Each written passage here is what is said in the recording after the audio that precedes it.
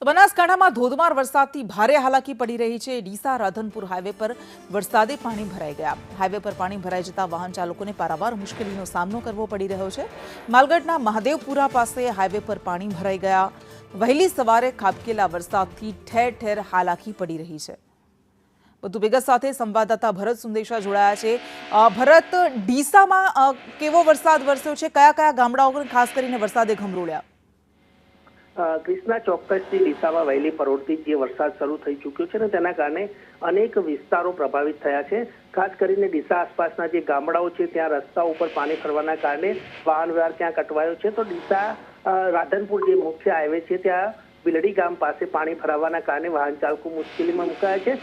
ગામ તરફ જવાનો જે માર્ગ છે તે મેઇન હાઈવે ઉપર જ પાણી ભરાવાના કારણે ગામમાંથી અવર જવર કરતા વિદ્યાર્થીઓ તેમજ લોકોને પણ મુશ્કેલી પડી રહી છે। હાલ નેશનલ હાઈવે ઓથોરિટીની ટીમ ત્યાં પહોંચી છે અને પાણી નિકાલની વ્યવસ્થા હાલ કરી રહી છે।